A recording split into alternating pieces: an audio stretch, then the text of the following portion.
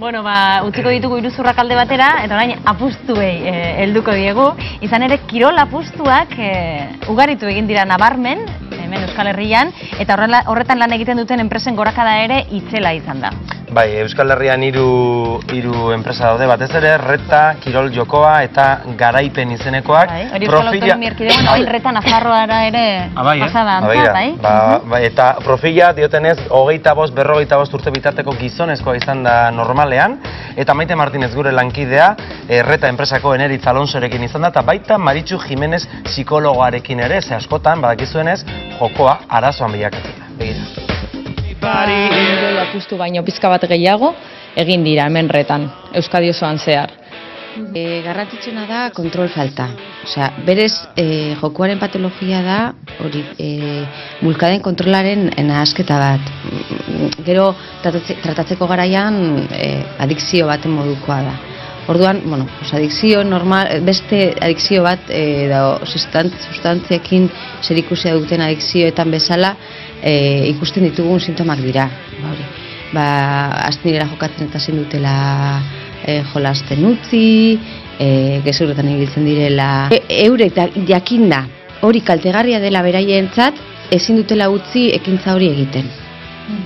Orduan, hor badauz irizpide batzuk, eta horiek betetzen baldin badira, orduan gaude horren aurrean diagnostiko bat egiteko garainak. Baina noiz kezkatu behar garen, hori, kontrolarekin zerikusia duen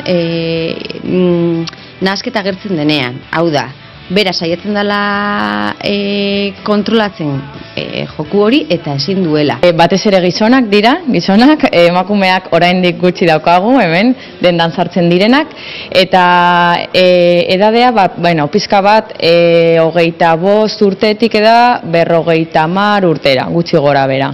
Nire kasuan etorri dira bakarrik gizonezkoak, nahiko gazteak. Etortzen dira familiaren presioagaitik.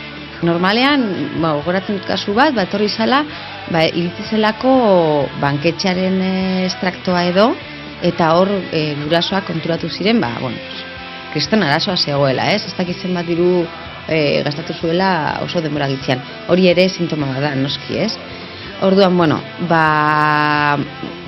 nahiko zaila izaten da hauekin lan egitea, etortzen direlako nolabait, ez konturatzen direlako hori arazo bat dutela, baizik eta gizarteren presioa gaitik. Bai, bezeroak pizka bat dira kuadrilla asko hemen gure dendetara etortzen dira, adibidez, partidua ikusi baino lehen, pote bat hartzerakoan, etortzen dira, puztua egiten dute, eta gero hemen ikusten dute partidua, edo estadiora joaten dira, eta baina pizka bat jende oso gaztea da, kirola gustatzen zaiena. Zertarako, zertaz egiten duten iez. Eta, normalean etortzen direnean daude horrekin bat atozen beste nahasketa batzuk, ez? Adibidez, depresioa, antxietatea, askotan hori, honek dakarren ondorioengatik, hau da, zorrak, harreman garrantzituak apurtu egiten dira askotan, gauza horiengatik agertzen dira gero beste nahasketa berri hauek. Eta beste batzutan, oinarrian dago ere hori nahiko antsietate handia. Oraindik ez daukagu arazoriko pertsona hauekin edo, guk hemen egiten diren apustu gehienak diru txikiakoak dira. 7 euro, apustu erdia edo 7-8 eurokoa da. Eta ere ematen diren premioak ez dira oso altuak. Badaude batzuk batez ere altuak direna, baina normalean ez dira oso altuak. Apostuen kasuan, kriston dirutza apostatu, galdu eta hurrengoan gehiago apostatu hori berreskuratzeko naia. Horrelako fantasiak sartzen dira.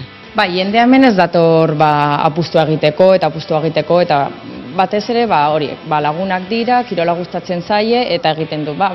Atletik erreala, ze egingo duen, ez? Etortzen da hemen, apustu egiten du eta kito.